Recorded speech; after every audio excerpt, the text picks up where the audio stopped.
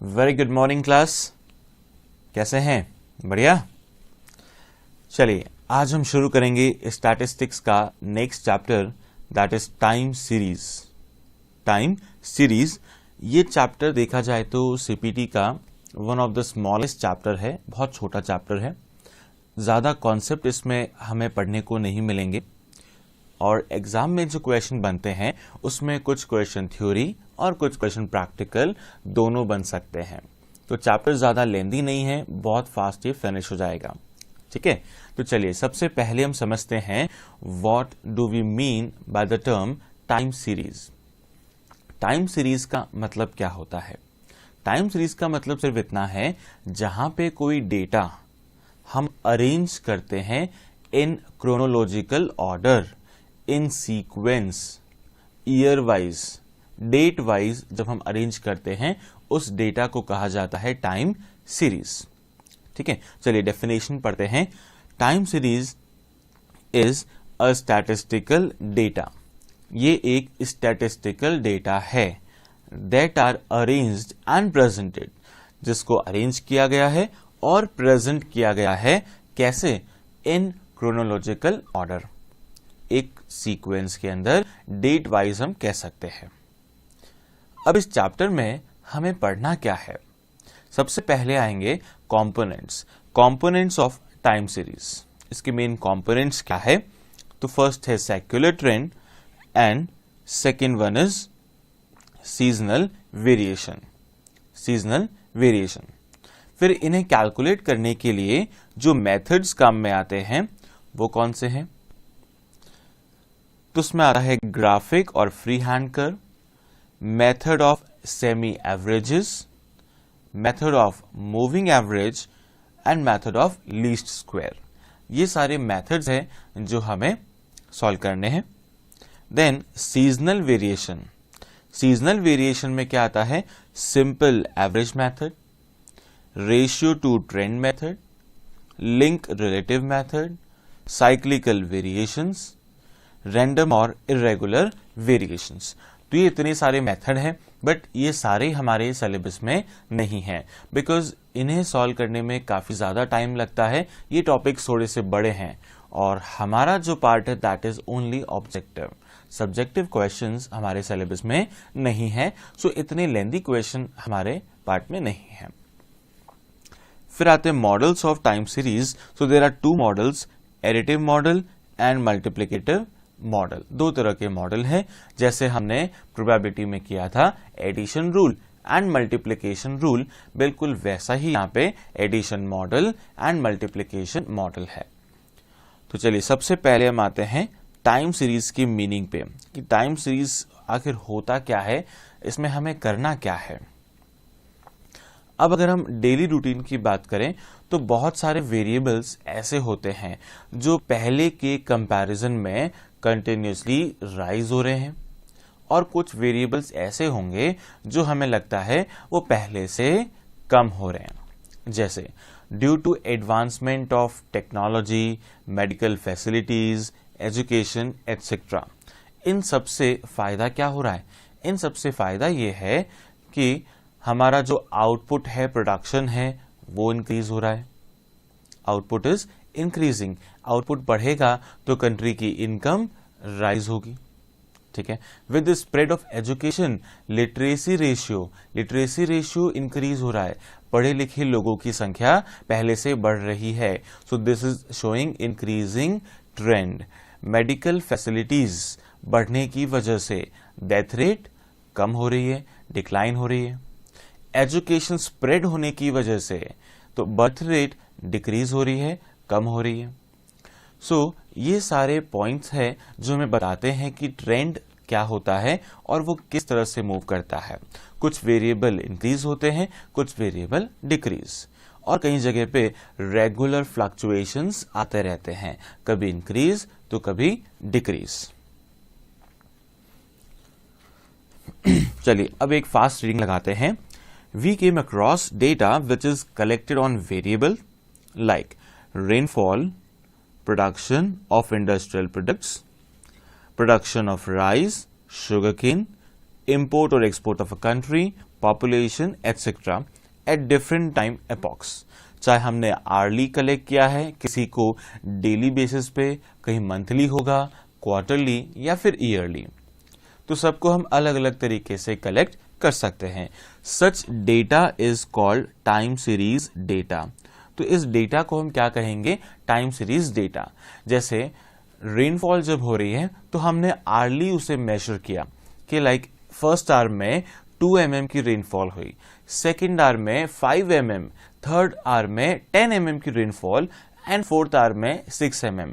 तो हमने hourly basis पे डेटा कलेक्ट किया है. यही सेम चीज हम डेली भी कर सकते हैं कि फर्स्ट डे इतनी बारिश हुई, सेकेंड दिन में इतनी एंड थर्ड में इतनी. तो जो भी हमारे पास वेरिएबल है उसे हम कलेक्ट करते हैं एक टाइम पीरियड के अकॉर्डिंग, और वो टाइम पीरियड कुछ भी हो सकता है as per our requirement. So time series is a statistical data. ये लाइन बड़ी इंपॉर्टेंट है, इस पे एग्जाम में क्वेश्चन बन सकता है.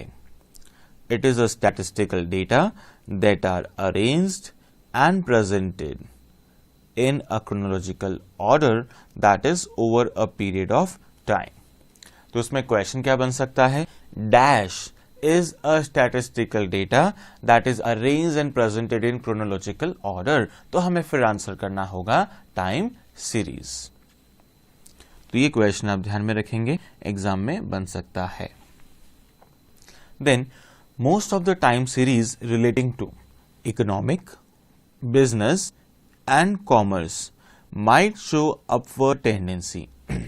ऐसी टाइम सीरीज जो इन 3 टॉपिक से कनेक्टेड है, इकोनॉमिक, देन बिजनेस और कॉमर्स, जो इनसे कनेक्टेड है, उसमें नॉर्मली क्या देखा जा रहा है? There is an upward trend, like population, production, sales of products, income, prices. ये सारे इसके एग्जाम्पल हो गए कि लाइक प्रोडक्शन बढ़ रहा है, सेल इंक्रीज हो रही है, गुड्स की प्राइसेस राइज हो रही है एंड सो ऑन. और डाउनवर्ड टेंडेंसी भी हो सकती है कुछ जगह पे, जहां पे बात आ रही है शेयर्स की प्राइसेस, कि कई बार शेयर की प्राइसेस डिक्लाइन होती है, death rate, birth rate etcetera due to global meltdown और इंप्रूवमेंट इन मेडिकल फैसिलिटीज, क्योंकि नंबर ऑफ हॉस्पिटल्स, डॉक्टर्स, ये सब पहले से इंक्रीज हो गए हैं. तो इनके इंक्रीज होने की वजह से डेथ रेट फॉल हो गई. अब एक डेफिनेशन जो दी गई है इकोनॉमिस्ट के द्वारा, स्टैटिस्टिशियन के द्वारा, वो कौन सी है? According to Spiegel, a time series is a set of observation taken at specified times, usually at equal interval. Usually at equal interval. Equal होना जरूरी तो नहीं है, बट हम equal लेते हैं. Like 2011 का डेटा, फिर उसके बाद 2012, 13, ऐसा नहीं कि हम कोई स्किप कर देंगे, स्किप नहीं करना है, कंटिन्यूटी हमें मेंटेन रखनी चाहिए. तो इक्वल इंटरवल हमें नॉर्मली रखना होता है. अकॉर्डिंग टू या लुनचाओ, a time series may be defined as collection of reading. हम क्या कर रहे हैं? कलेक्शन कर रहे हैं of reading belonging to different time periods, जो अलग अलग टाइम पीरियड से बिलोंग करती है, of same economic variable और composite of variable. तो एक वेरिएबल का डेटा हमने कलेक्ट किया है अलग अलग टाइम पीरियड से. सो ये हो गई डेफिनेशन ऑफ टाइम सीरीज. अब आते हैं हम इनके कंपोनेंट्स पे. There are various forces that affects the value of phenomena in time series. तो टाइम सीरीज में जो वैल्यू हम लिखते हैं वो बहुत सारे रीजन की वजह से अफेक्ट हो जाती है. ऐसे बहुत सारे कारण हैं जिनसे ये वैल्यू अफेक्ट हो जाती है. So these may be broadly divided into 4 categories. तो इनको हमने 4 कैटेगरीज में डिवाइड किया है एंड इन चारों को कॉमनली, जॉइंटली कहा जाता है components of time series. Components of time series. सबसे पहला है लॉन्ग टर्म मूवमेंट और सेक्युलर ट्रेंड। दोनों वर्ड हमें ध्यान रखने हैं, लॉन्ग टर्म और सेक्युलर ट्रेंड। सेक्युलर का मतलब ही क्या होता है, long run. Second is seasonal variations. Seasonal variation कि कई बार हमने देखा है जैसे सीजन आता है किसी पर्टिकुलर कमोडिटी का, उसकी सेल बढ़ जाती है, ऑफ सीजन में वापस कम, वापस जब सीजन आएगा तब बढ़ेगी एंड देन डाउन। तो इसके एग्जाम्पल क्या हो सकते हैं, like agricultural products, vegetables, fruits. तो जैसी सीजन उनका आता है तो सेल बढ़ेगी क्योंकि उनकी सप्लाई बढ़ने लग जाती है। देन उसके अलावा अगर हम बात करें समर और विंटर सीजन की, तो समर सीजन में cold drinks, ice creams, cotton clothes, इन सब की डिमांड ज्यादा होगी। लेकिन अगर विंटर सीजन है तो विंटर सीजन में hot drinks, woollen clothes etcetera, इन सब की डिमांड ज्यादा होगी। तो ये सब क्या है, बेस्ड ऑन सीजन है। Then cyclical variation. Cyclical variation, it is connected with the business cycle or the trade cycle, जहां पे there are 4 different phases जो हमने डिटेल में डिस्कस किया था इन बिजनेस साइकिल। ट्रफ के बाद में क्या आता है, एक्सपेंशन, जहां पे इकोनॉमी ग्रो करती है धीरे धीरे, और उसके बाद में आता है peak, that is the highest point. Highest point पे पहुंचने के बाद में वापस क्या आता है, कॉन्ट्रैक्शन धीरे धीरे कम होते होते वापस अपने लोवेस्ट पॉइंट पे आ जाता है, और फिर वापस रिवाइवल होता है, expansion and so on, so that moves on continuously. तो हर इकोनॉमी में ये साइकिल चलता है। अब वो टाइम पीरियड वेरी कर सकता है फ्रॉम इकोनॉमी टू इकोनॉमी। कुछ इकोनॉमी में 5 इयर्स, 7 इयर्स, 10 इयर्स हो सकता है, तो किसी में बहुत शॉर्ट भी हो सकता है। सो ये हुआ साइक्लिकल वेरिएशन।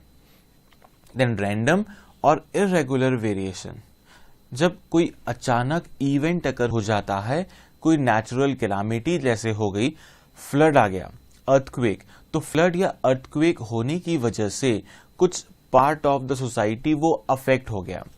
अब वहां पे जो सेल हो रही थी, जितनी गुड्स की सप्लाई हो रही थी, वो एकदम से डाउन हो जाएगी because of that natural calamity और एनी ऑफ द मिसहैपनिंग, या कुछ और मिसहैपनिंग होने की वजह से। तो उसे कहा जाता है इरेगुलर वेरिएशन। तो सबसे पहले हम पढ़ते हैं सेक्युलर ट्रेंड को और simple trend. Secular trend is the long term tendency of the time series to move in upward और इन डाउनवर्ड डायरेक्शन। तो यहाँ पे एक लॉन्ग टर्म ट्रेंड चला रहता है कि काफी सालों से हम देख रहे हैं कि पॉपुलेशन धीरे धीरे इंक्रीज हो रही थी, बट एक टाइम आया अब पॉपुलेशन की जो ग्रोथ रेट है वो लगातार डिक्रीज हो रही है, कम हो रही है। सो लॉन्ग टाइम तक जो अपवर्ड या फिर डाउनवर्ड मूवमेंट को बताए उसे कहेंगे secular trend. It indicates how on the whole it has behaved over the entire period over the reference, कि पूरे टाइम पीरियड में उसका क्या पैटर्न रहा है, क्या बिहेवियर रहा है। These are the result of long-term forces that gradually operate on the time series variable. A general tendency of variable to increase, decrease or remain constant in the long run is called trend of the variable. तो trend का मतलब क्या है कि जहां पे variable continuously increase हो रहे हैं या डिक्रीज हो रहे हैं या फिर कांस्टेंट है, तो इसे हम कहेंगे ट्रेंड। एग्जाम्पल गिवन है, population of a country has increasing trend over the years. पिछले कुछ सालों में इंक्रीजिंग ट्रेंड हमें दिखा है। ड्यू टू मॉडर्न टेक्नोलॉजी होने की वजह से agricultural and industrial production is increasing. इन दोनों में ग्रोथ आ रही है continuously. Then due to modern technology, health facilities, death rate is decreasing. Health facility बढ़ने की वजह से डेथ रेट कम हो रही है, और जब डेथ रेट कम हो रही है साथ में हम कह सकते हैं लाइफ एक्सपेक्टेंसी इंक्रीज हो रही है। कि इंडिया में अगर हम 1951 को याद करें तो 1951 एक ऐसा टाइम पीरियड था जब लाइफ एक्सपेक्टेंसी कितनी थी? Any guesses? 1951 में इंडिया में लाइफ एक्सपेक्टेंसी थी 32 years, only 32 years. This was the average life of a person. किसी पर्सन की एवरेज लाइफ सिर्फ और सिर्फ 32 years. ये सिचुएशन कब थी? 1950s में. लेकिन अभी इंप्रूवमेंट होते होते इंडिया के अंदर लाइफ एक्सपेक्टेंसी आ गई है कितनी? 66 years. अभी हम 66 पे हैं. लेकिन दूसरी कंट्रीज को अगर हम कंपेयर करें, मलेशिया, इंडोनेशिया, चाइना, जापान, ये सब इंडिया से आगे है. अगर जापान को देखा जाए तो वहां लाइफ एक्सपेक्टेंसी है 82 years. 82 years. तो हम अभी भी काफी पीछे हैं, तो हमें और भी इंप्रूवमेंट की रिक्वायरमेंट है. Secular trend is long term tendency of time series to move upward or downward direction. It indicates on whole behaved over the period of reference. These are result of long-term forces that gradually operate on the time series variable. तो इस paragraph में हमने 5 बार तो पढ़ लिया है कि बार बार long term पे डिपेंडेंट है, तो अभी हमें याद हो जाना चाहिए. तो few examples of long-term forces which make a time series to move in any direction over the long period of time are. तो ऐसे कौन कौन से एग्जाम्पल्स हैं? That is per capita income. ये इंडिया की अगर हम बात करें तो कंटिन्यूसली इंक्रीज हो रही है. Technological improvement, growth of population, change in social norms etcetera. Next paragraph ये हम ऊपर ऑलरेडी डिस्कस कर चुके हैं.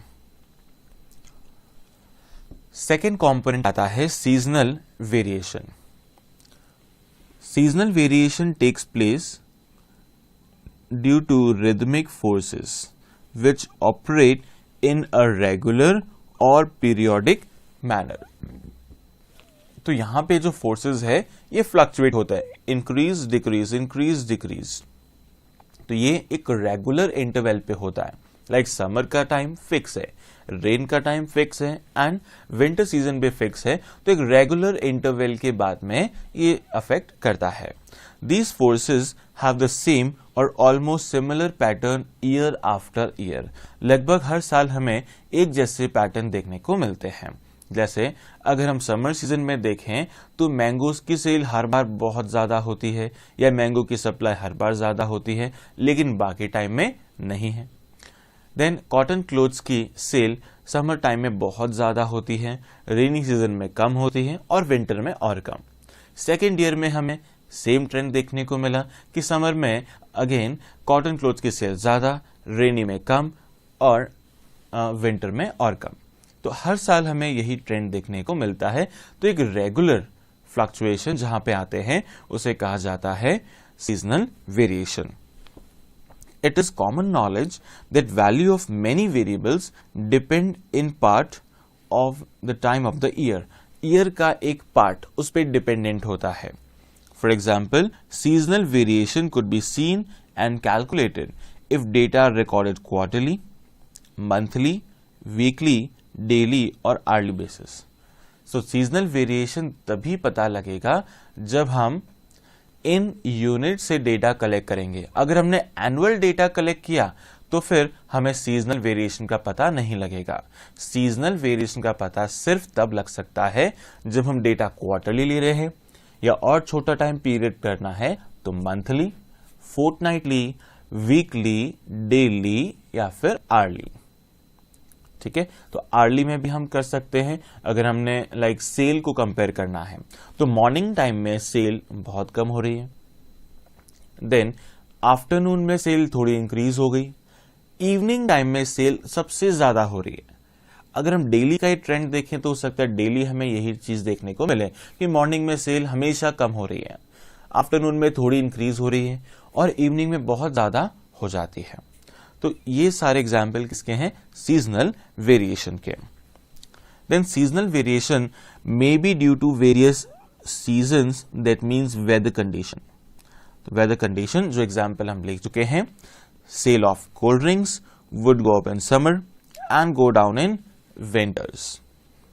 Then variation may also be due to man-made conventions, due to habits, custom, traditions, etc. Like Diwali पे, फेस्टिवल सीजन पे cell normally goods की increase हो जाती है. देन दिवाली हो, क्रिसमस हो या और कोई फेस्टिवल हो तो फेस्टिवल आते ही सेल बढ़ जाती है. लेकिन नवरात्रा अगर आ गए तो उस वक्त उस टाइम पीरियड में कुछ चीजों की सेल कम हो जाती है और कुछ चीजों की सेल बढ़ने लगती है. जैसे नवरात्रा में अगर हम बात करें तो रेस्टोरेंट्स, ईटरीज, फूड की डिमांड कम हो जाती है, लेकिन जो इलेक्ट्रॉनिक आइटम्स है या और दूसरे गुड्स है उनके डिमांड इंक्रीज हो जाती है. So methods of seasonal variation are, कौन कौन से मेथड्स है? First is simple average method. हमें मेनली ये नेम्स याद रखने हैं. Simple average method, ratio to trend method, ratio to moving average method and link relative method. तो ये 4 नेम्स याद रखने हैं. कौन से हो गए? Simple average method, ratio to trend method, then ratio to moving average method and fourth one is link relative methods. तो 4 नेम्स हमें याद रखने हैं. अब आती है बात साइक्लिकल वेरिएशंस की. Cyclical variation which are also termed as business cycle, जिसको हम बिजनेस साइकिल भी कह सकते हैं. These are the periodic movement. ये पीरियोडिक मूवमेंट है, मतलब लंबे टाइम तक जो चलता है. These variation in time series are due to ups and downs recurring after a period from season to season. They are more or less regular. They may not be uniformly periodic. ये तो fix है, business cycle होगा, regular होगा, लेकिन equal time interval में होगा, ये fix नहीं है. So these are oscillatory movement which are present in any business activity. Her business activity में ये time period आता है, ये business cycle आता है, and is termed as business cycle. It has got 4 phases consisting from prosperity, that is boom. Boom के बाद आता है recession, और recession जब long time तक रहेगा उसे कहा जाएगा depression. और डिप्रेशन के लोवेस्ट पॉइंट तक, ट्रफ तक जाने के बाद में शुरू होती है recovery. So these are the 4 phases of business cycle. All these phases may last from 7 to 9 years. ये जो phases है ये 7 से 9 साल तक लाए कर सकते हैं, बट कंपल्शन बिल्कुल भी नहीं है. इससे टाइम कम या ज्यादा हो सकता है. Now the next is random or irregular variation. These are irregular variation, मतलब ये लगातार नहीं होते हैं. Which occur on account of random external event. अचानक कोई इवेंट हो जाता है तब ये occur होंगे. These variations either go very deep downward or very high upward to attain peak abruptly. दोनों कॉर्नर्स पे, दोनों एक्सट्रीम तक ये जा सकते हैं, या तो बहुत लो या फिर बहुत हाई.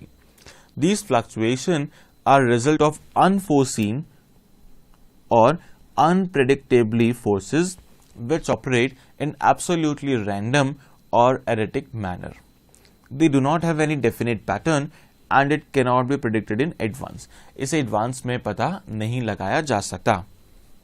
जैसे कि flood, war, famines, earthquakes, strike, lockout, epidemics etcetera. तो इसका इम्पैक्ट कुछ भी हो सकता है, बहुत ज्यादा नेगेटिव तक पहुंच सकता है. तो दिस इज रैंडम और इरेगुलर वेरिएबल. तो ये हो गए हमारे 4 components of time series.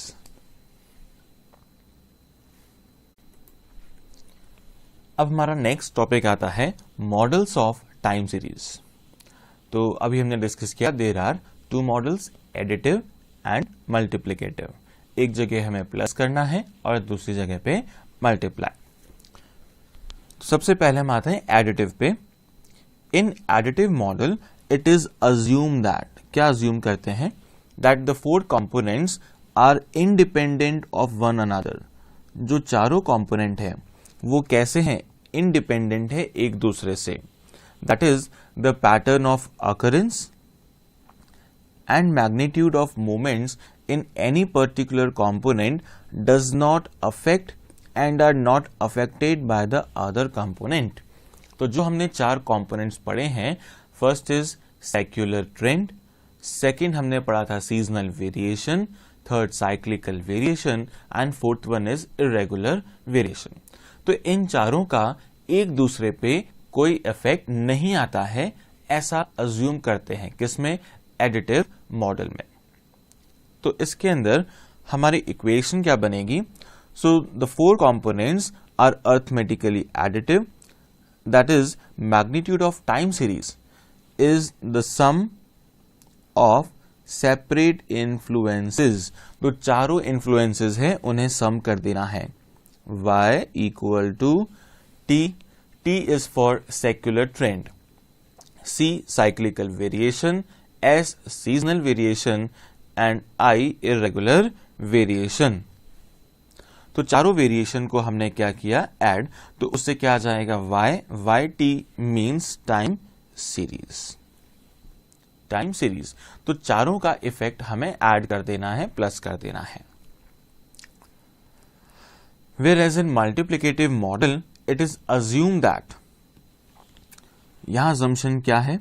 Forces that give rise to four type of variation, जो चारों वेरिएशन हैं that are interdependent, एक दूसरे पे डिपेंडेंट है, so that overall pattern of variable in the time series is combined result of the interaction of all forces। तो सारे forces का कॉम्बिनेशन है ये। Accordingly, time series of its four component can be written as, तो इन सबको कैसे लिख सकते हैं? y equal to t into c into s into i। तो चारों को मल्टीप्लाई करना है। तो मल्टीप्लाई क्यों किया? Because all the components are interdependent, एक दूसरे पे डिपेंडेंट है। तो उस केस में हम मल्टीप्लाई करते हैं। ओके, अब बात आती है दोनों मॉडल्स में से कौन सा मेथड ज्यादा अप्रोप्रिएट है या फिर ज्यादा यूज किया जाता है। याद रखना है एग्जाम पॉइंट ऑफ व्यू से। As regard to the choice between two models, it is generally multiplication model which is used more frequently. तो मल्टीप्लिकेटिव मॉडल को ज्यादा यूज लिया जाता है। As the forces responsible for one type of variation are also responsible for other type of variation. जो एक type के variation के लिए है वो दूसरे को भी अफेक्ट करेगा। Hence it is multiplication model which is more suited in most businesses and economic time series data for the purpose of decomposition। तो कुल मिला के इन चारों को हमें इंक्लूड करना है और एक दूसरे पे इफेक्ट लेना है। अब एक एग्जाम्पल हमें गिवन है जिसमें दोनों मॉडल्स को हम यूज करेंगे। पहले हमें गिवन है एडिटिव मॉडल के लिए the trend is 20,000। Trend means value of T. The seasonal factor, seasonal factor की इंफॉर्मेशन क्या है? The month question is a good one for sales expected to be 1500 over the trend. Trend से 1500 रुपए ज्यादा cell होगी। तो पहले हम लिखते हैं y equal to trend. Trend में हमने लिखा 20,000 और ट्रेंड से 1500 ज्यादा सेल होगी तो हमने प्लस कर दिया इसमें seasonal factor that is s। Next information given है cyclical factor. A general business slump is experience. Slump आ रहा है, डाउनफॉल, तो इससे सेल हमारी डिक्रीज होगी बाय ₹800। तो साइक्लिकल वेरिएशन का भी हमने इफेक्ट दे दिया। और उसके बाद रेजिडुअल फैक्टर कोई दूसरा फैक्टर है जो कि अनप्रेडिक्टेबल है, उसका इफेक्ट हमें दिया है 410। तो इन सभी को एडजस्ट करने के बाद में जो एक सिंगल फिगर आएगा दैट इज 21,110। सो ये आ गई हमारी ट्रेंड सेल या ट्रेंड वैल्यू। अब आता है मल्टीप्लिकेशन मॉडल। अब इसमें ट्रेंड अगेन गिवन है कितना, 20,000। अब फिगर्स एक तरह से उसी पैटर्न से लिए गए हैं। वहां था कि 1500 का चेंज हुआ है और यहां पे हमने कह दिया 15% का चेंज है, 15% अबव द ट्रेंड। तो 15%, तो उसको अगर हम फिगर में लिखेंगे, डेसिमल में लिखेंगे तो 1.15। 15% दैट मीन्स 0.15, और ट्रेंड से अबव है तो ट्रेंड को हमने माना 1, उसमें 15% ऐड करना है तो 1.15। तो ये है seasonal factor 1.15। Cyclical factor 10% reduction in sales, तो trend is 1 minus 10% that is 0.9, तो यहां हमने लिया 0.9। देन रेजिडुअल फैक्टर प्लस 2% करना है तो 1 प्लस 2% इज 1.02। तो इस तरह से सबको हमें कन्वर्ट कर देना है। अब क्या करेंगे, 20,000 को इन सारे फिगर से मल्टीप्लाई करना है, 1.15, 0.9 एंड 1.02, और इन सब से हमारा आंसर आ रहा है 21,114। क्लियर? तो ये हो गए हमारे दोनों मॉडल्स, एडिटिव एंड मल्टीप्लिकेटिव। दोनों में से ज्यादा यूज किसका है, मल्टीप्लिकेटिव का। मल्टीप्लिकेटिव क्या अज्यूम करता है, वेरिएशंस आर इंटरडिपेंडेंट, एक दूसरे पे डिपेंडेंट हैं या किसी कॉमन फैक्टर पे डिपेंडेंट है। अब हमें करना है मेजरमेंट किसका, सेक्युलर ट्रेंड का। सेक्युलर ट्रेंड को कैसे कैलकुलेट किया जा सकता है। So there are 4 different methods. First method कौन सा है, ग्राफिक मेथड और free hand curve method. Graphic और free hand curve method. Second is method of semi averages, then method of moving average and method of least square. ये 4 different methods है। सबसे पहले हम आते हैं ग्राफिक और फ्री हैंड कर्व मेथड पे।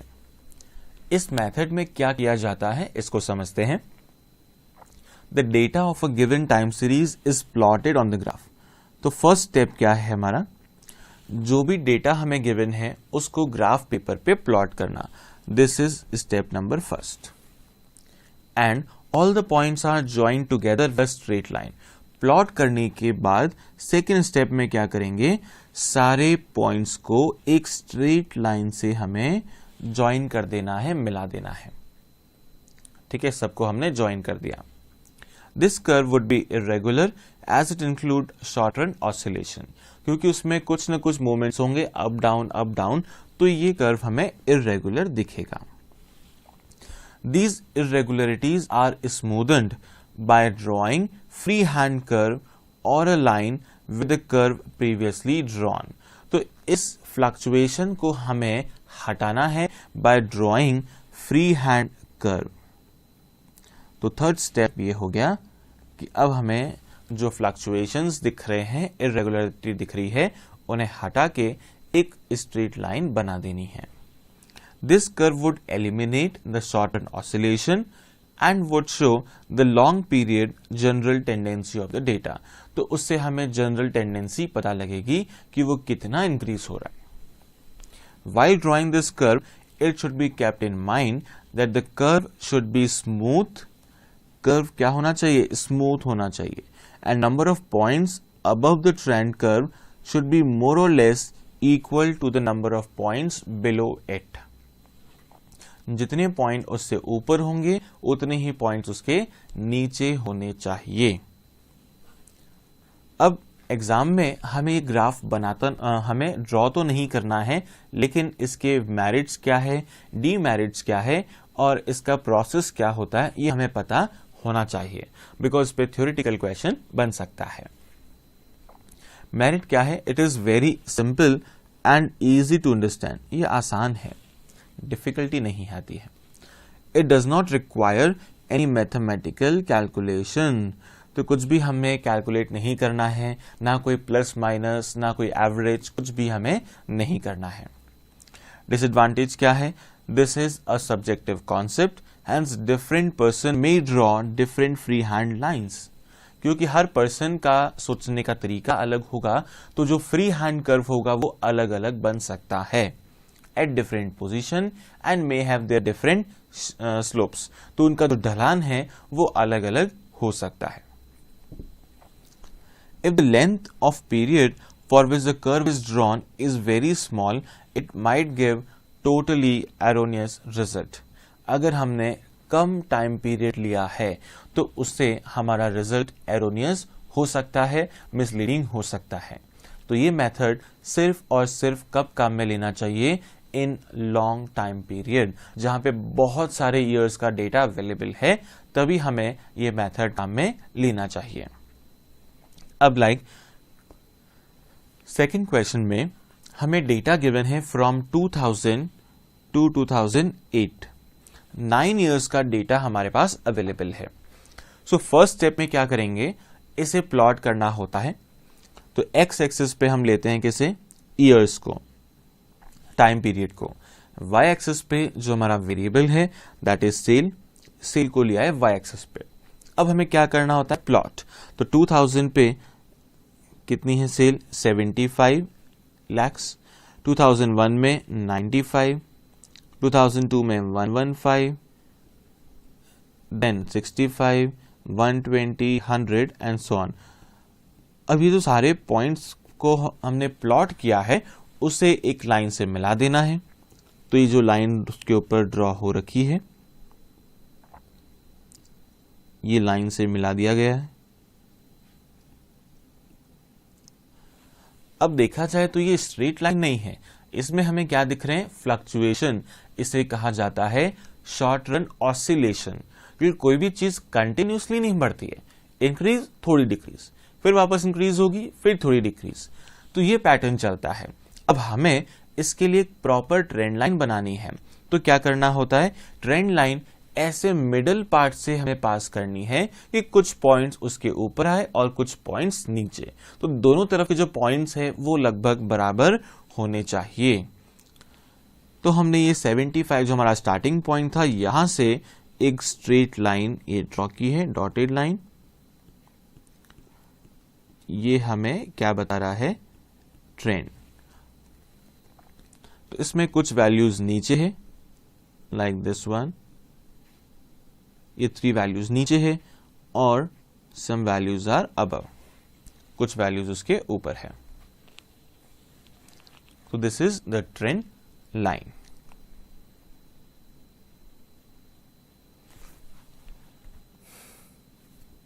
अब इस ट्रेंड लाइन से हम और क्या कर सकते हैं? लाइक 2008 तक का डेटा हमारे पास था, हमने ये डायग्राम बना दिया. अब अगर पूछा जाता है कि हमें 2009 या 2010 का ट्रेंड वैल्यू बताना है कि 9 और 10 में सेल्स कितनी होगी, तो फिर हम क्या कर सकते हैं? इस ग्राफ को थोड़ा एक्सटेंड कर देंगे, लाइक ईयर 2009, 2010, और ये जो ट्रेंड लाइन है इसे भी उसी पैटर्न में एक्सटेंड किया जाएगा.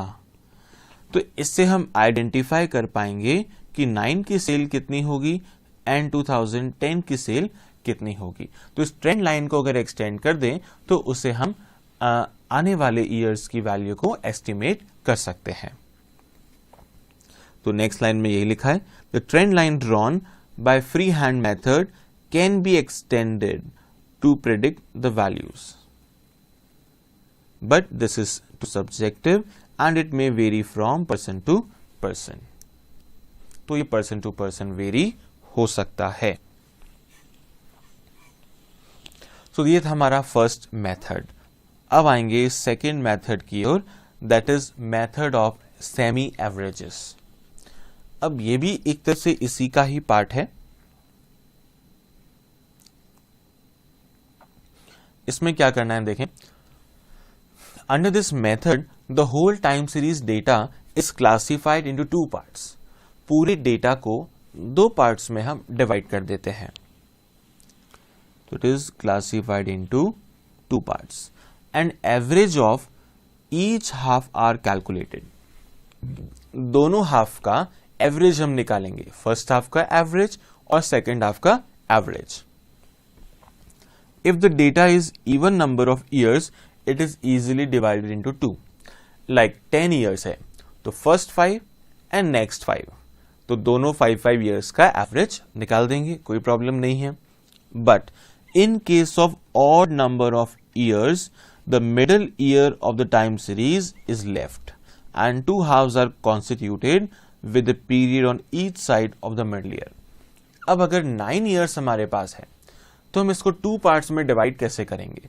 9 years का डेटा 2 parts मतलब होता है 4.5 year, तो हाफ ईयर का तो डेटा होगा नहीं हमारे पास. तो ऐसे केस में जो मिडल ईयर है उसे छोड़ दिया जाएगा, उसे हम छोड़ देंगे, नेग्लेक्ट कर देंगे. तो first 4 years and last 4 years उसे कंसिडर कर लिया जाएगा और उसका हम एवरेज कैलकुलेट करेंगे. जैसे 11 अगर ईयर्स है तो 11 years में क्या करेंगे? First 5 years, next 5 years and middle वाला जो है उसे इग्नोर कर देंगे. फाइन. सो नेक्स्ट क्वेश्चन में 2000 से 2006 तक का डेटा गिवन है. So this data is of 7 years. तो हम क्या करेंगे? पहले फर्स्ट 3 years का डेटा लेंगे, 100, 105 एंड 115, और इसका हमने क्या निकाला है? एवरेज. तो ये एवरेज निकाला जाएगा. ये एवरेज कितना आ गया हमारा? 106.67. सिमिलरली लास्ट 3 years 120, 105 एंड 115, इससे भी हमने एवरेज निकाल दिया और ये आ गया 133.33. मिडिल को हमने छोड़ दिया. अब क्या करेंगे? अब हमें इन्हें प्लॉट करना है. तो सबसे पहले तो हमने क्या किया था कि सारे फिगर्स को प्लॉट कर दिया, एक ट्रेंड लाइन बना दी, वो डिफरेंट मैटर है. लेकिन जब हम सेमी एवरेज मेथड यूज करेंगे तो अब इन दोनों एवरेज को हमें प्लॉट करना है. इन दोनों एवरेज को हम प्लॉट करेंगे और फिर लाइंस को ड्रॉ करना है. अब ये प्लॉट कहां पे होगा? तो सबसे पहले ईयर 2000, 2001 एंड 2002, इनका एवरेज हमने निकाला है 106.67. 106.67. तो इनके मिडल में हमें ये प्लॉट करना है. तो इसके मिडल में जाके हमने ये प्लॉट किया है. ठीक है, दैट इज ऑन 2001. सिमिलरली यहां पे 2004, 5 एंड 6, 4, 5 एंड 6 का जो एवरेज निकला है दैट इज 133.33. तो इसको भी हमें क्या करना है? प्लॉट करना है.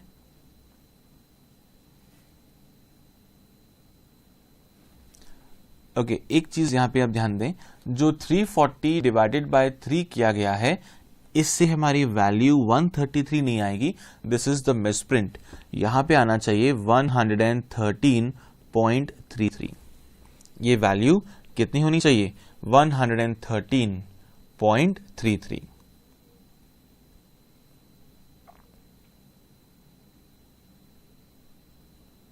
फाइन. चलिए, इनको हमने क्या कर दिया? प्लॉट कर दिया और फिर ये लाइन हमने ड्रॉ कर दी है.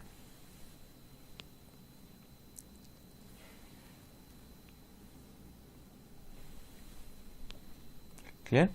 सो this is the method of moving average, क्या कहते हैं? Semi average method. बट हमें ये एग्जाम में यूज नहीं करना है और इसके अंदर से सिर्फ और सिर्फ थ्योरेटिकल क्वेश्चन बन सकते हैं.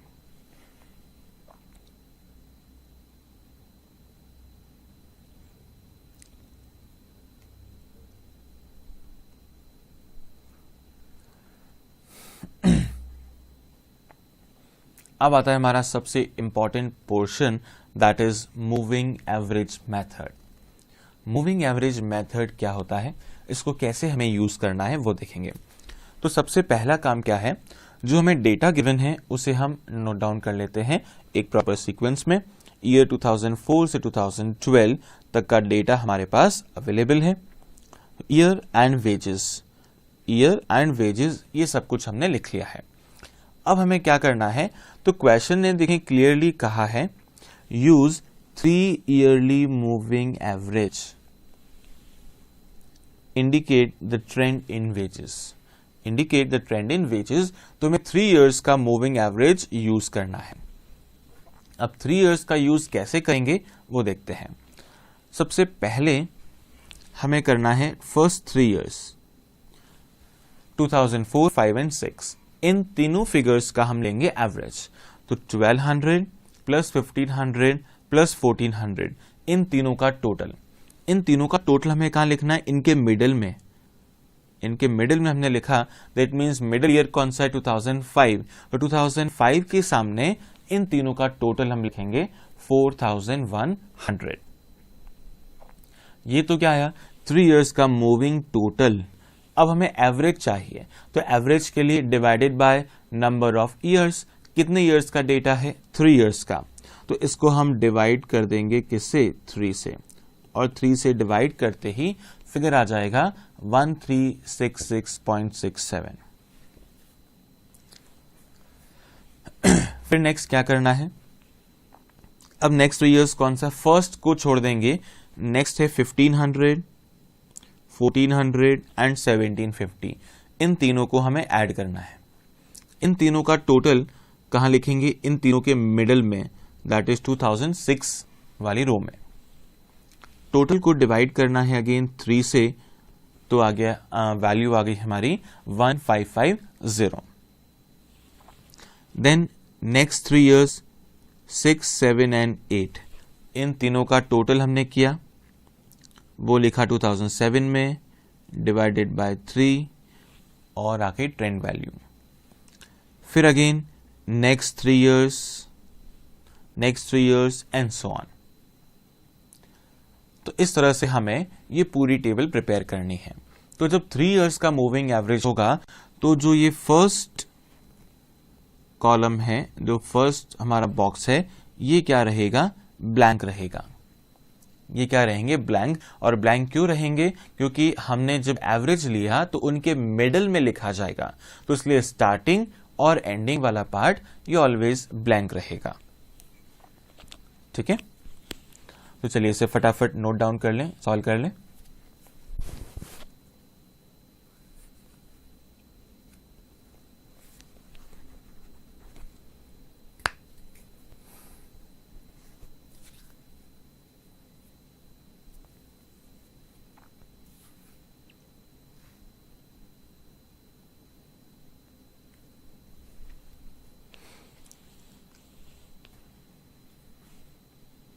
तो जिस तरह से यहाँ 3 इयर्स का मूविंग एवरेज है, इसी तरह से 4 इयर्स का, 5 इयर्स का भी मूविंग एवरेज हो सकता है।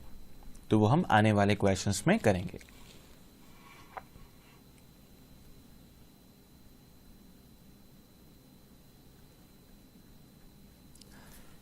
सो जो हमारा लास्ट कॉलम ही बन रहा है, लास्ट फिगर्स, ये क्या शो कर रहे हैं, ट्रेंड।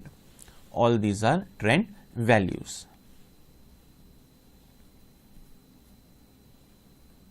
तो 3 इयर्स में पहले हमने 3 इयर्स का टोटल डिवाइड बाय 3, फर्स्ट को छोड़ देंगे, नेक्स्ट 3 उनका टोटल डिवाइड बाय 3, फिर अगेन फर्स्ट वैल्यू को छोड़ेंगे, नेक्स्ट 3 एंड सो ऑन। तो ये प्रोसेस कंटिन्यू चलता रहेगा जब तक हमने लास्ट 3 वैल्यूज को कंसिडर नहीं किया है। तो लास्ट 3 वैल्यूज हमारे लिए आएगी 1600, 1500 एंड 1750। तो इन तीनों का टोटल 4850 डिवाइडेड बाय 3, तो 1616.67।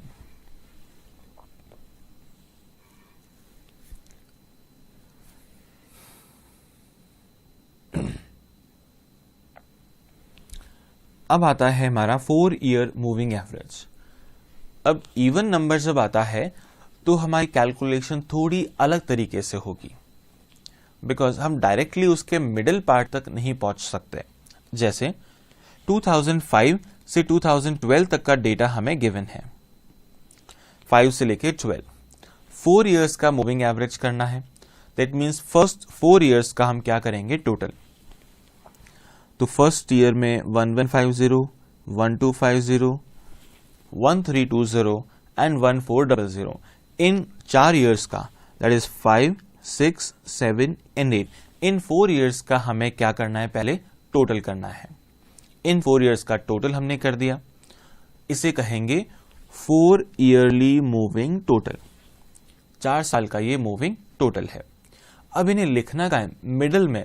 अब मिडल में कहाँ लिखेंगे, 2006 या 7, तो इन दोनों के हमें बीच में लिखना है, ना 6 में लिखेंगे और ना ही 7 में। उन दोनों के मिडल में जो ब्लैंक स्पेस होगा वहां हमें ये फिगर लिखना है। तो चारों का टोटल हमने लिखा है इनके मिडल में। क्लियर। अब क्या करेंगे, जो फर्स्ट वैल्यू है 2005 की उसे छोड़ देंगे और नेक्स्ट वैल्यूज को कंसीडर करना है। नेक्स्ट वैल्यू कौन सी है, 1250, 1320, 1400 एंड 1300। अब इन 4 ईयर्स में मिडिल कहां पे आएगा, 7 और 8 के बीच में। तो 6, 7, 8 एंड 9 इनका मिडिल आएगा 7 और 8 के बीच में। तो यहां पे हमने नेक्स्ट टोटल को लिखा है। अब क्या करेंगे, 1250 को अब छोड़ देंगे, नेक्स्ट वैल्यू को कंसीडर करना है। Next is 1320, 1400, 1300 and 1320। इस बार मिडिल कौन सा आएगा, तो 7, 8, 9, 10, ये 4 ईयर्स, इनका मिडिल आएगा बिटवीन 8 एंड 9। तो यह हमने लिखा 5340। चलो फिर आते हैं हम नेक्स्ट पे। नेक्स्ट कौन सा होगा, 1400, 1320 एंड 1500, इनका मिडिल 5520 और फिर उसके बाद लास्ट फिगर। तो इस तरीके से हमें पहले क्या करना है, 4 ईयर्स का मूविंग टोटल कैलकुलेट करना है। क्लियर। तो फर्स्ट स्टेप हमें क्लियर हो जाना चाहिए, उसके बाद इजी है। तो फर्स्ट ईयर में फर्स्ट 4 ईयर्स का टोटल दोनों ईयर्स के मिडिल में लिखेंगे। फिर फर्स्ट वैल्यू को छोड़ देना है, नेक्स्ट 4 वैल्यूज को लेंगे एंड उनका टोटल निकालेंगे। लिखना का है मिडिल में। अगेन नेक्स्ट 4 वैल्यूज को हमें लेना है, टोटल निकालना है और लिखेंगे मिडिल में। सो this is the first step. अब क्या करेंगे, ये 4 ईयर्स का जो टोटल है इनके अंदर हम 2-2 का पेयर वापस बनाएंगे और 2 ईयर्स का मूविंग टोटल निकालेंगे। लाइक 5120 एंड 5270, इन दोनों को ऐड करना है और इन दोनों के मिडिल में लिखना है। अब इन दोनों का मिडिल कहां आ रहा है वो देखें, 2007 के सामने। इन दोनों ईयर्स का मिडिल अब आ रहा है 2007 के सामने। तो अब बिल्कुल हम एक प्रॉपर ईयर के सामने आ चुके हैं। नेक्स्ट क्या करना है, 5270 एंड 5340, इनका टोटल इनके मिडिल में लिखना है। फिर नेक्स्ट का टोटल उनके मिडिल में लिखना है और फिर नेक्स्ट का उनके मिडिल में। तो इस तरीके से 5 की जगह 4 फिगर्स हमारे पास रह गए हैं। 5 की जगह ये 4 फिगर्स आ गए हैं। तो फर्स्ट फिगर है 2007 के सामने, देन 2008, 9 एंड 10, ये सारे फिगर्स आ गए।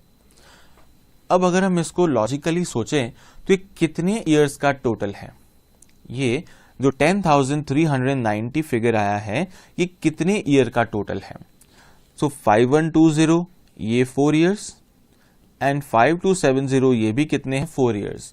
तो 4 + 4 दैट इज 8 ईयर का ये टोटल है। 10,390 is the total of 8 years. अब अगर हमें एवरेज निकालना है तो किससे डिवाइड करेंगे, डिवाइडेड बाय 8 करना है। गलती से भी 2 या 4 से डिवाइड नहीं करें, आपको 8 से डिवाइड करना है। क्लियर। सिमिलरली 10,610 ये भी क्या है, 8 ईयर्स का टोटल है, डिवाइडेड बाय 8। तो सबको 8 से यहां पे डिवाइड कर देना है। तो इससे क्या आ जाएगी हमारी एवरेज वैल्यू या कहते हैं ट्रेंड वैल्यू। ये सारी है trend value on the basis of 4 years moving average. और एग्जाम पॉइंट ऑफ व्यू से मूविंग एवरेज का क्वेश्चन बहुत इंपॉर्टेंट है।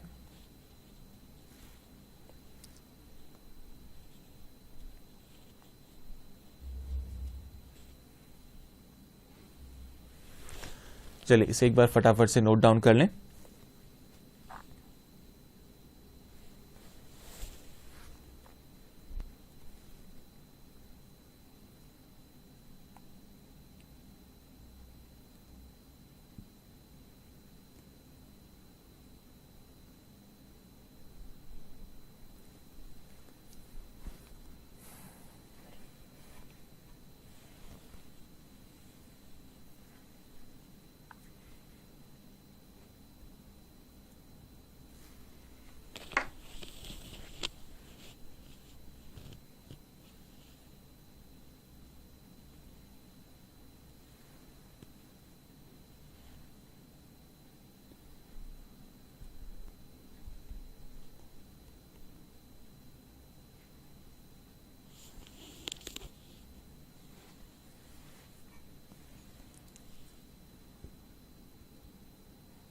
नोटेड।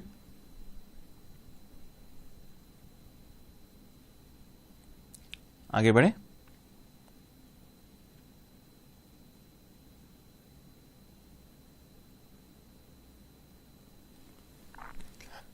नेक्स्ट क्वेश्चन आता है 5 इयर्स मूविंग एवरेज के बेसिस पे। तो अब हमें मूविंग एवरेज मेथड तो वही है, लेकिन 5 इयर्स हमें यूज करने हैं। तो ये आप अब इजीली कर सकते हैं।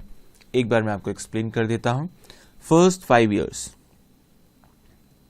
ये फर्स्ट 5 इयर्स, इन सब का टोटल कहां लिखेंगे? मिडिल में। मिडिल ईयर कौन सा है? 2005, ये हमने लिखा। फिर नेक्स्ट क्या करेंगे? नेक्स्ट 5 इयर्स, फर्स्ट को छोड़ देंगे एंड नेक्स्ट 5 इयर्स इसका middle. Then again next 5 years और उसका मिडिल। तो 1 बाय 1 हमें क्या करना है? 5 इयर्स के टोटल लेने हैं और फिर उसके मिडिल तक जाना है।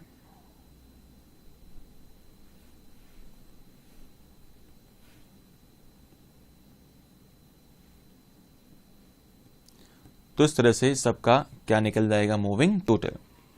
और ये मूविंग टोटल आने के बाद में एवरेज निकालना है, तो डिवाइडेड बाय 5, सबको 5 से डिवाइड कर देंगे। तो दिस इज द एवरेज और द ट्रेंड वैल्यूज। ये सारी है एवरेज या फिर ट्रेंड वैल्यू। तो 5 इयर्स में क्या होगा? फर्स्ट 2 फिगर्स ब्लैंक रहेंगे एंड लास्ट 2 फिगर्स ब्लैंक रहेंगे, इसमें कुछ भी नहीं आएगा। 3 इयर्स में 1 ब्लैंक रहेगा दोनों साइड। 5 इयर्स में 2 फिगर्स ब्लैंक रहेंगे दोनों साइड। फाइन।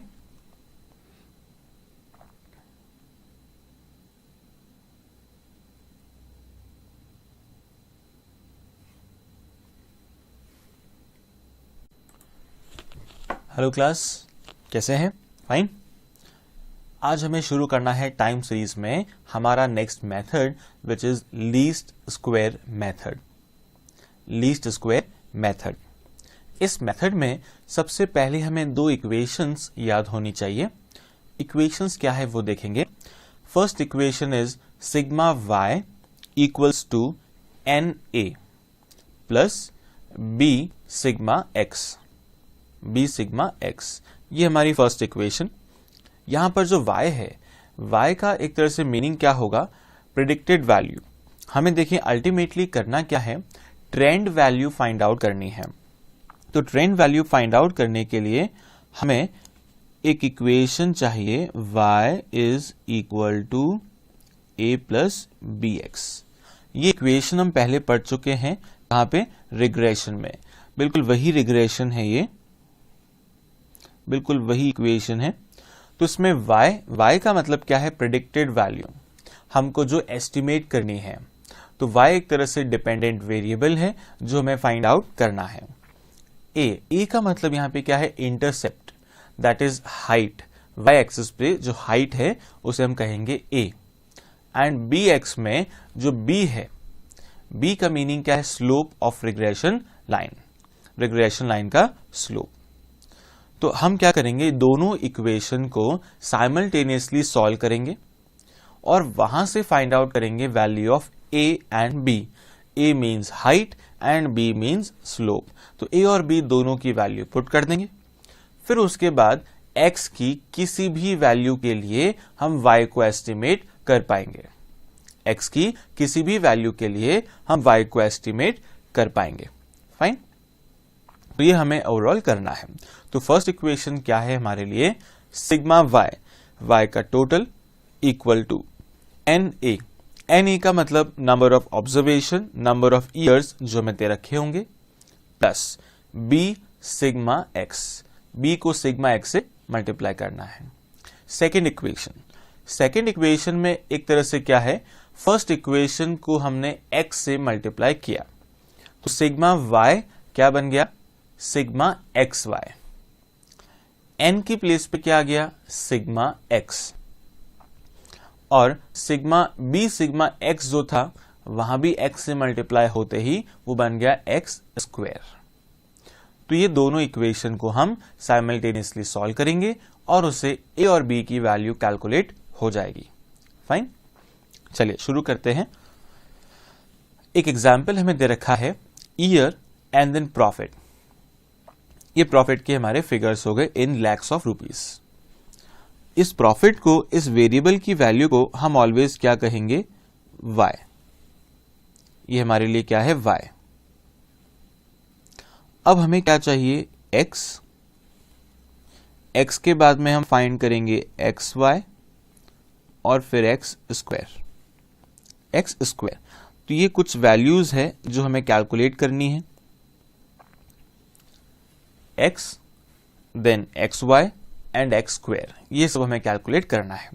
तो x कहां से आएगा ये हमें सोचना है। तो x के लिए हम क्या करते हैं, जो ईयर्स गिवन है उसमें से मिडल ईयर को हम बेस मानते हैं और यहां से हम क्या करेंगे, डेविएशन लेंगे। डेविएशन, तो 2006 हमारा मिडल ईयर है, इसको हमने एज्यूम किया और यहां से डेविएशन लेना है। तो सारे ईयर्स को हम 2006 में से माइनस करेंगे। फिर से एक बार सुन लें क्या करना है, जो हमारा मिडल ईयर है उसको हमने एज्यूम करना है और बाकी सारे ईयर्स को उसमें से सबट्रैक्ट करेंगे। तो 2003 माइनस 2006 कितना आ जाएगा, -3।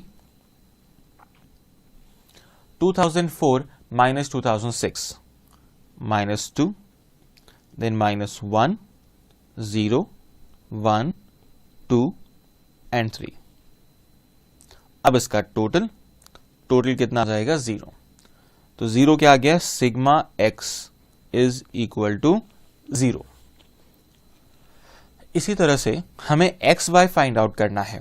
60 into -3 -180, then 72 into -2 -144, then -75, 0, 80, 85 into 2 is 170 and 95 into 3 is 285। तो ये सारी वैल्यूज आ गई। अब इनको ऐड कर लेते हैं। ऐड करने से देखें क्या फिगर आ रहा है।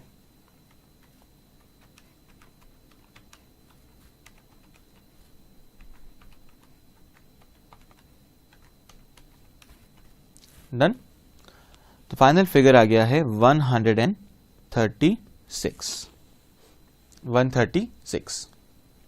अब रिक्वायर्ड है x square. 9, 4, 1, 0, 1, 4 and 9। Total is 28। Total आ गई 28। अब हमें क्वेश्चन में करना क्या है, फाइंड आउट क्या करना है। तो क्वेश्चन आपको अगर ये कह रहा है find trend value, trend value हमें निकालनी है, तो हम क्या करेंगे, इस इक्वेशन के अंदर हमारी वैल्यूज को पुट करेंगे ए और बी वाली। तो ए और बी पहले हम कैलकुलेट करते हैं। तो फर्स्ट इक्वेशन अगर हम देखें, फर्स्ट इक्वेशन है sigma y equal to N A plus B sigma x, B sigma x। अब सिग्मा x हमने क्या लेके आ गए, 0। सिग्मा x 0 है तो ये पूरा टर्म क्या बन जाएगा, ये सब कुछ क्या बन जाएगा, 0। ये बन गया 0। अब पीछे क्या बचा, अगर हमें a निकालना है तो हम क्या करेंगे, sigma y divided by n। Sigma y को हमने n से डिवाइड कर दिया तो इस आ जाएगा a।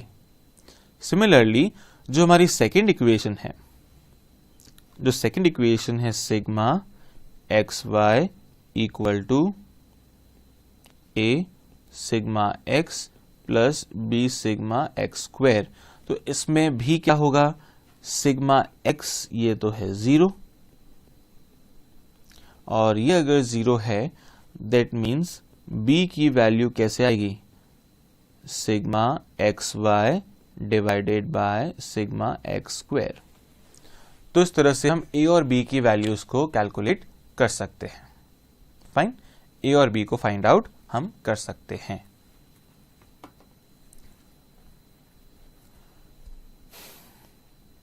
अब सबसे पहले हमें क्या चाहिए, सिग्मा y का टोटल।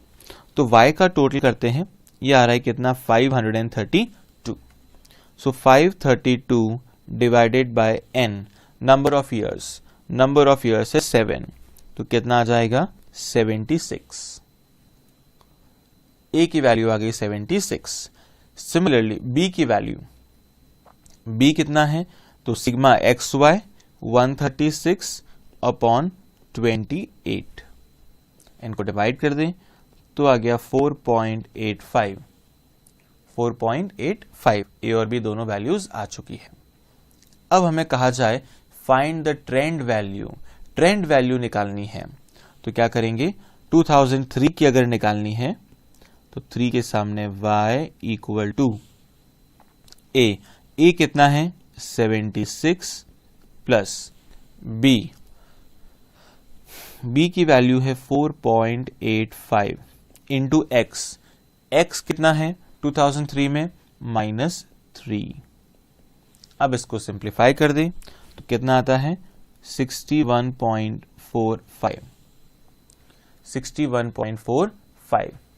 सिमिलरली हमको सेकेंड ईयर के लिए निकालना है, 76 plus 4.85 into x is -2 equals 2, तो कितना आ रहा है 66.3। फिर नेक्स्ट ईयर का निकालना है तो 76 प्लस 4.85 इंटू -1, तो 70.15।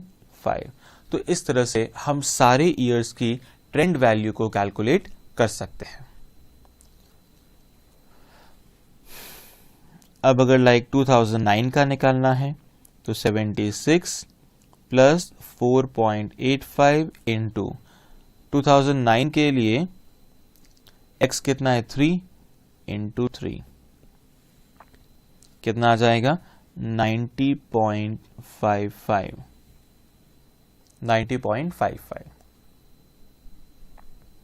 तो इस तरह से ट्रेंड वैल्यूज हमें कैलकुलेट करनी है। तो फिर से एक बार समझ लेते हैं हमने क्या किया। सबसे पहले ईयर्स और फिर एक वेरिएबल हमें गिवन होगा, तो जो वेरिएबल हमें गिवन है दैट इज y। अब हमें क्या करना है, डेविएशन लेना है from the middle year. Middle ear यहां कौन सा था 2006, तो 2006 से हमें डेविएशन लेना है। अब यहां से हमने डेविएशन लिया तो x में वैल्यूज आ गई -3, -2, -1, 0, 1, 2 एंड 3। तो x का टोटल कितना बन गया 0। फिर हमें इक्वेशन के अकॉर्डिंग क्या रिक्वायर्ड होगा, sigma X Y and sigma X square. तो ये भी हमने कैलकुलेट कर लिया। अब क्योंकि सिग्मा एक्स 0 है तो हम a को डायरेक्टली कैलकुलेट कर सकते हैं, कैसे, by dividing sigma y upon n, and b को हम कैलकुलेट कर सकते हैं कैसे, sigma X Y upon sigma X square. यह आने के बाद हमें ट्रेंड वैल्यू चाहिए, तो उसका formula y equal to a plus B X. तो x की किसी भी वैल्यू पे हम y को एस्टिमेट कर सकते हैं। तो ये सारी ट्रेंड वैल्यूज आ गई। अब अगर मान लें क्वेश्चन आपसे ये कह रहा है फाइंड ट्रेंड वैल्यू ऑफ 2012 की ट्रेंड वैल्यू पता लगानी है, तो क्या करेंगे। तो फिर से फॉर्मूला तो वही है, y equal to a 76 b is 4.85 into X. X में क्या लिखेंगे? तो अब देखिए 2009 में x था 3, 2010 में क्या होगा 4, 2011 में 5 एंड 2012 में 6। तो ये पूरी सीरीज अब कंटिन्यूसली चलती रहेगी। तो 2012 में x की वैल्यू होगी 6। अब इसको पुट कर दें 4.85 इंटू 6 और उसमें ऐड करना है 76, तो 105.1 ये आ गई ट्रेंड वैल्यू फॉर 2012। अगर 2011 का पूछा जाता तो y equal to 76 plus 4.85 into 5 कर देती, तो आ जाता 2011 की ट्रेंड वैल्यू। तो इस तरीके से हमें क्वेश्चन सॉल्व करने हैं by using least square method. Clear? चलिए इसे नोट कर ले, फिर आते हैं हम नेक्स्ट क्वेश्चन पे।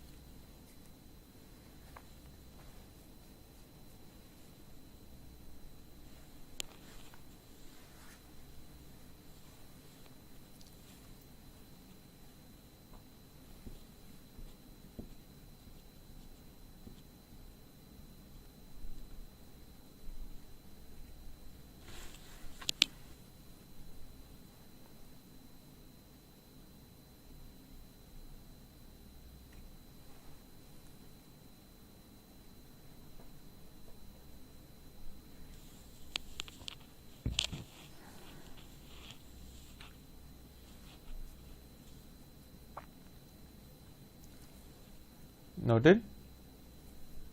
आगे बढ़े।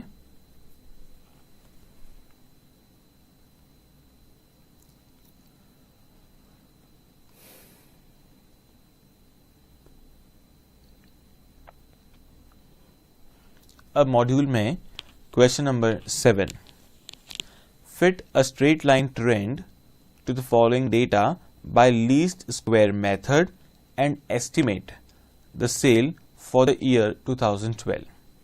और 2012 की वैल्यू हमें एस्टिमेट करनी है। ठीक है, तो सबसे पहले हम क्या करेंगे, गिवन इंफॉर्मेशन को अरेंज करते हैं। तो सेल्स को हमने लिख दिया and this is the figure y, ये हमारे लिए वेरिएबल y है। अब हमें क्या चाहिए x। x कहां से आता है? मिड वैल्यू से डेविएशन। कितने ईयर्स है इस बार? 6 ईयर्स है। अब जैसे ही इवन नंबर आता है तो वहां पर हमें एक प्रॉब्लम हो सकती है कि मिडिल ईयर किसे लेंगे। अब मिड ईयर यहां देखा जाए तो कहां आएगा? बिटवीन 7 एंड 8, 7 और 8 के बीच में। तो ना तो हम 7 को ले सकते हैं और ना ही 8 को। तो दोनों का मिड पॉइंट कौन सा हुआ? तो दोनों का मिड पॉइंट हम कह सकते हैं 2007.5, ये इसका मिड पॉइंट। अब इससे क्या करते हैं, डेविएशन लेते हैं। सो 2005 को माइनस करना है 2007.5 से, कितना आएगा? -2.5, फिर -1.5, -0.5, देन सिमिलरली +0.5, 1.5 एंड 2.5। क्लियर? तो ये आ गया x। अब इसमें अगर कैलकुलेशन हमें थोड़ी सिंपल करनी है, सिंप्लीफाई करनी है, तो हम इस पूरी x सीरीज को जो कि डेसिमल में है उसको 2 से मल्टीप्लाई कर देते हैं। इस पूरी सीरीज को हम डबल कर देते हैं, 2 से मल्टीप्लाई कर देते हैं। उससे क्या होगा? डेसिमल वैल्यू सारी चली जाएगी। सो पूरी सीरीज को हमने 2 से मल्टीप्लाई कर दिया। सो -5, -3, -1, +1, +3, +5, इनका टोटल कितना है? 0। ये आपको चेक कर लेना है, टोटल 0 होना चाहिए, तभी हम उसको शॉर्ट में कर पाएंगे। टोटल 0 आने के बाद अब हमें क्या चाहिए? X Y and X square. तो हमने x का स्क्वायर कैलकुलेट कर लिया, 25, 9, 1, 1, 9, 25, और उसके बाद में एक्स वाई।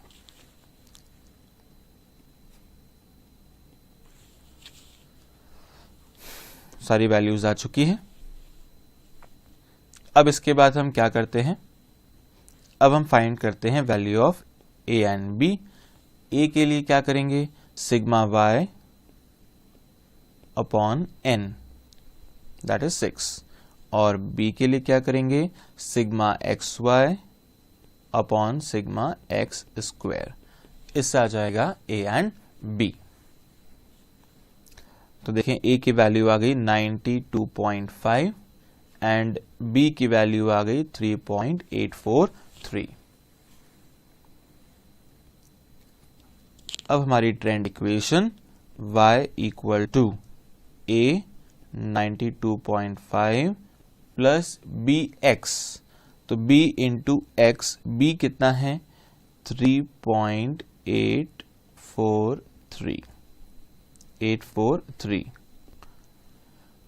इंटू एक्स, ये हमारी ट्रेंड इक्वेशन। अब हमें फाइंड करना है फिगर 2012 का। तो 2012 में देखें x क्या होगा, x की वैल्यू क्या होगी, ये हम देखते हैं। तो देखें 2010 में वैल्यू कितनी आई थी, 2010 में आई थी 2.5, उससे पहले आई थी 1.5, उससे पहले 0.5। तो हर साल ये वैल्यू 1.5 से इंक्रीज हो रही है। तो 2011 में यहां आएगा कितना 3.5 एंड 2012 में कितना आ जाएगा 4.5, बट सिंप्लिसिटी के लिए हमने इसको 2 से मल्टीप्लाई कर दिया, तो 7 और यह आ जाएगा 9। तो 2012 की ट्रेंड वैल्यू के लिए हमको मल्टीप्लाई करना है किससे, 12 से, सॉरी 9 से मल्टीप्लाई करना है।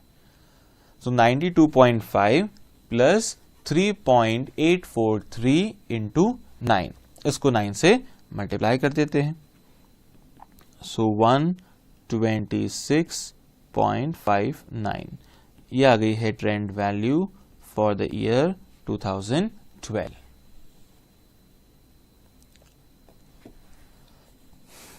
क्लियर?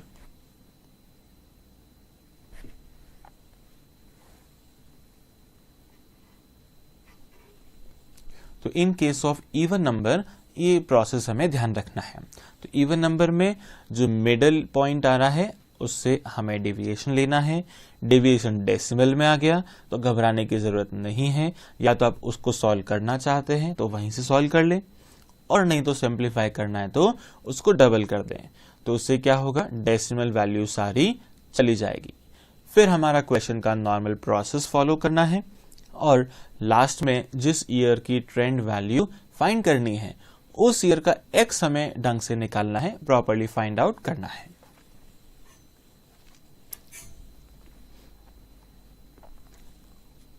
ओके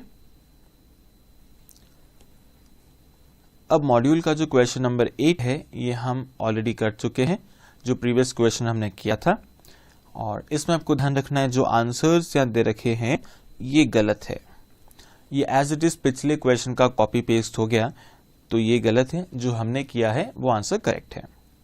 फाइन, एक जगह यहां इन्होंने और मिसप्रिंट किया है, यहां 72 होना चाहिए, जो यहां लिख दिया 70, इधर 72 है और यहां लिख दिया 70, तो इधर ये 72 होना चाहिए। ओके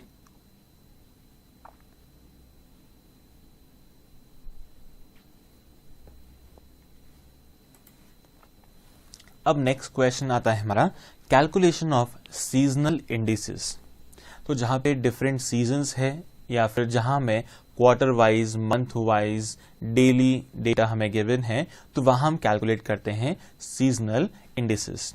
तो क्वेश्चन नंबर 9 में हमें क्वार्टर वाइज डेटा गिवन है और हर क्वार्टर में 4 इयर्स का डेटा गिवन है, first year, second, third and fourth, तो 4 इयर्स के हमें डेटा गिवन है और हमें कैलकुलेट करना है सीजनल इंडिसेस।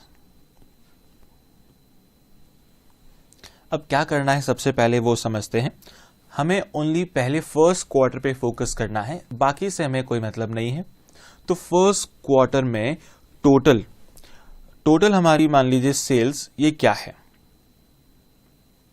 टोटल हमारी जो सेल्स है या सेल्स प्राइस है वो कितनी है, तो इन चारों ईयर्स का टोटल हमें लगा देना है। सो हमारे पास 12.5, 16.8, 11.2 एंड 10.5, इन चारों को हमने ऐड किया, इससे कितना है 51, एंड इस 51 से अब हम क्या निकालेंगे, एवरेज, कि फर्स्ट ईयर में एवरेज सेलिंग प्राइस कितनी है, तो डिवाइडेड बाय 4, 51 डिवाइडेड बाय 4, तो कितना आ गया 12.75। This is the quarterly average of first quarter. तो पहले फर्स्ट क्वार्टर के चारों फिगर्स को ऐड किया, डिवाइडेड बाय 4। सेम प्रोसेस हमें 3 बार और करना है। तो सेकेंड क्वार्टर चारों फिगर्स को हम ऐड करेंगे, कितना आता है 53। Now 53 divided by 4 is 13.25। Third quarter again add करना है, 52 divided by 4 is 13, and fourth quarter total 54 divided by 4 is 13.5।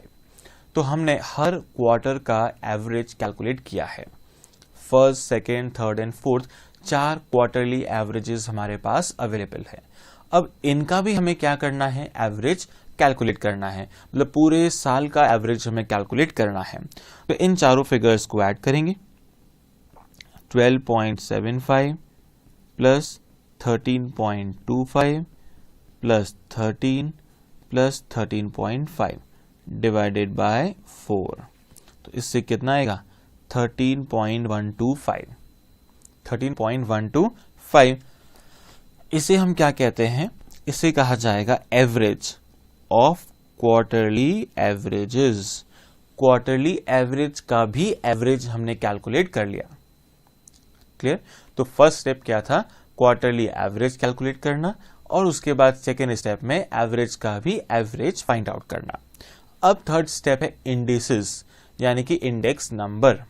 Index number हमें कैलकुलेट करना है हर सीजन का, हर क्वार्टर का। तो बेस किसे मानेंगे, तो ये जो हमारा एवरेज है इसी को हम मानेंगे बेस। तो this average is taken as base, और इसका इंडेक्स नंबर कितना होगा 100। एवरेज इसका इंडेक्स नंबर 100 है, तो इसके अकॉर्डिंग हमें हर क्वार्टर का इंडेक्स कैलकुलेट करना है। तो फर्स्ट क्वार्टर पे हम आते हैं। तो फर्स्ट क्वार्टर का एवरेज कितना है 12.75 divided by average 13.125 multiply by 100, इससे आगे हमारा इंडेक्स 97.143। तो ये एवरेज से थोड़ा कम है।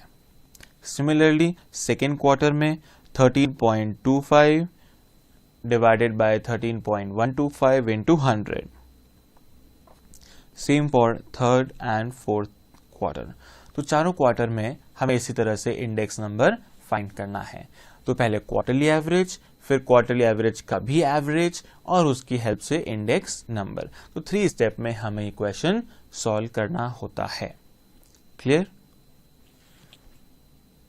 तो इसे नोट कर लें, और बिल्कुल इसी के जैसा एक और क्वेश्चन दे रखा है, वो आपको घर के लिए सॉल्व करना है। वो है आपका क्वेश्चन नंबर 11। बट इसमें आपको सॉल्यूशन पूरा नहीं मिलेगा, इंस्टीट्यूट ने लास्ट पार्ट मिस कर दिया है। बिल्कुल वैसे ही आपको डेटा दे रखा है, और हमें क्या करना है, quarterly total, quarterly average, average का भी एवरेज, बस लास्ट में इंडिसेस निकालना भूल गए, तो वो आपको घर पे सॉल्व करना है बिल्कुल उसी मेथड से, इसमें कोई चेंज नहीं है।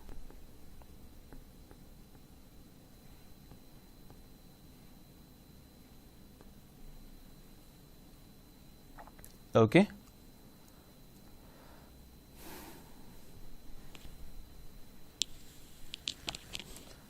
सो देखा जाए तो एग्जाम में ये सारा प्रेजेंटेशन हमें बिल्कुल भी नहीं करना है।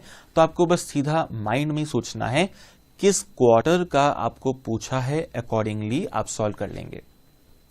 लेकिन उसके लिए आपको पहले चारों क्वार्टर का एवरेज निकालना है, एवरेज का एवरेज भी निकालना है, उसके बाद इंडेक्स नंबर जिस क्वार्टर का पूछा जाए सीधा उसका निकाला और आंसर आपने टिक कर दिया।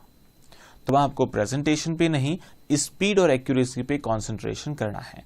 तो फास्ट कैसे कैलकुलेट कर सकते हैं वो आपको फोकस करना रहेगा। ओके,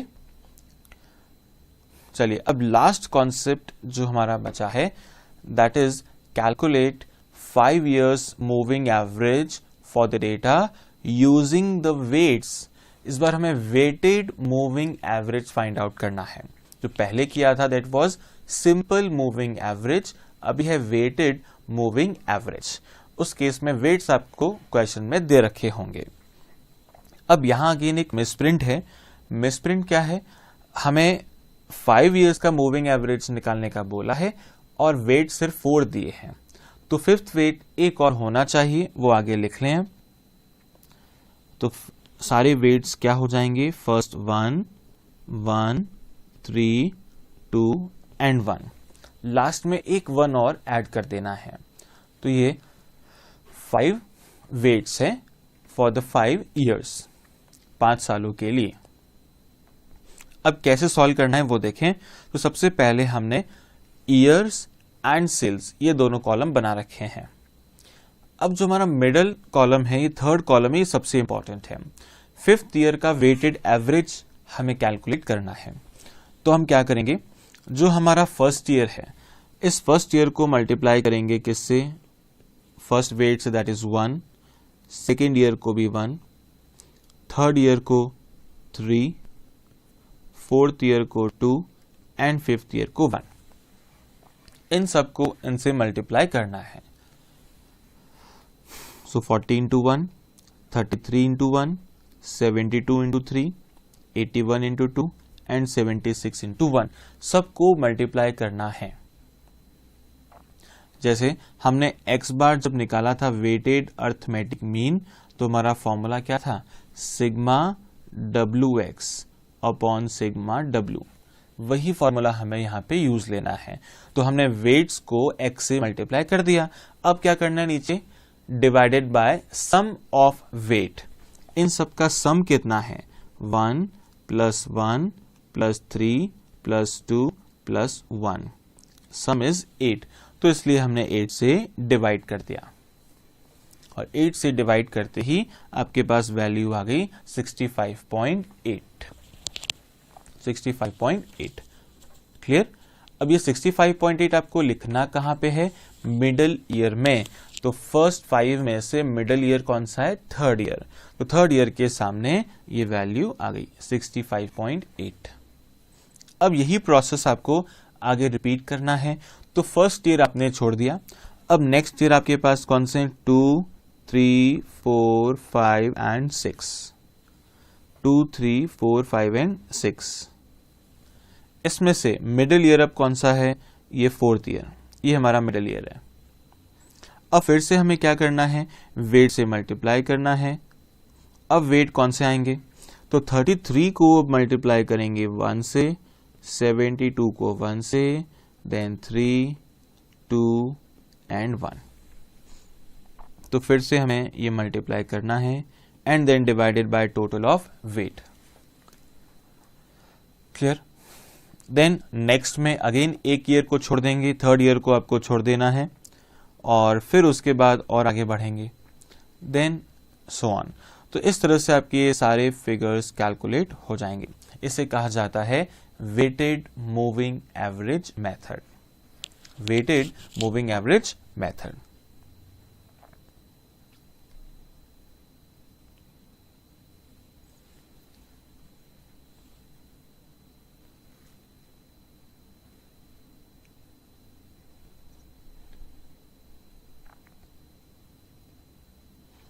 एंड लास्ट जो 13 नंबर क्वेश्चन है, इसमें आपको फाइंड आउट करना है 4 ईयरली मूविंग एवरेज।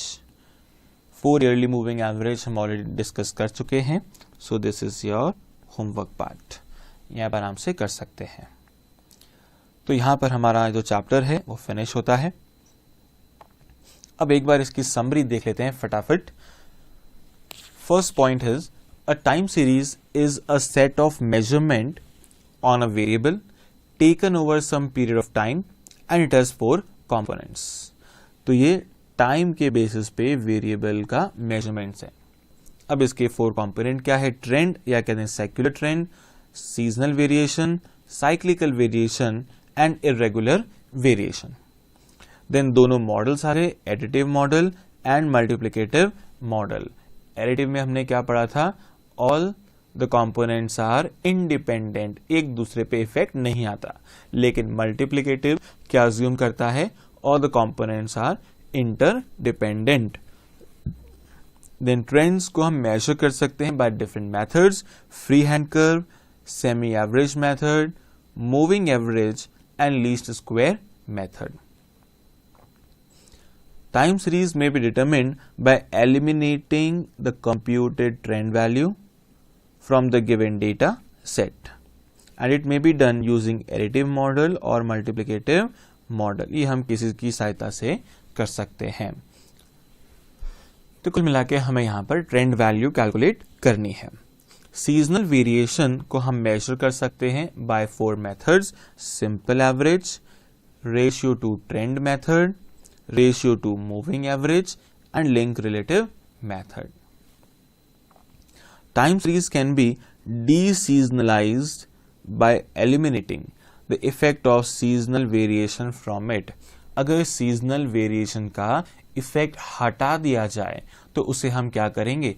उसे कहेंगे deseasonalized, जिसमें season का effect नहीं है। Then 7, irregular component in a time series is measured as residue after eliminating all fluctuations from data। तो irregular component किसमें? टाइम सीरीज में। वो कैसे मेजर होता है? रेजिड्यू, जो पीछे बच जाता है वो residue after eliminating all the fluctuation. तो बाकी सारे फ्लक्चुएशन को हटा दें, जो पीछे बच गया, that is residue. Time series is useful in forecasting future values. तो फ्यूचर वैल्यूज की फ्यूचर में क्या ट्रेंड रहेगा वो एस्टिमेट करने के लिए हम यूज करते हैं टाइम सीरीज। अब आपको सॉल्व करना है ये क्वेश्चन नंबर 4, ये प्रैक्टिकल मूविंग एवरेज। 6 सॉल्व करना है यूजिंग वेटेड मूविंग एवरेज।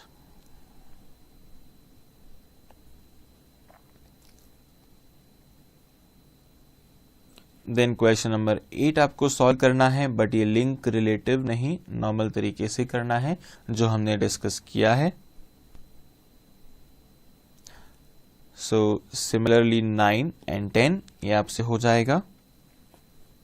और क्वेश्चन नंबर 11, क्वेश्चन नंबर 11 जो है इसमें आपको क्या करना है? Fit a straight line trend by the method of least square. तो ट्रेंड इक्वेशन आपको फाइंड आउट करनी है, ट्रेंड इक्वेशन आपको पता लगानी है। तो इस क्वेश्चन में जो आपकी इक्वेशन आ रही है that is y equal to,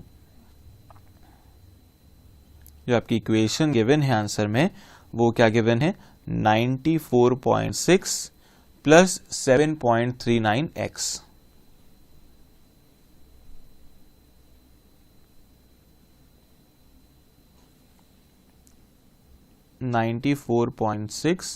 plus 7.39x।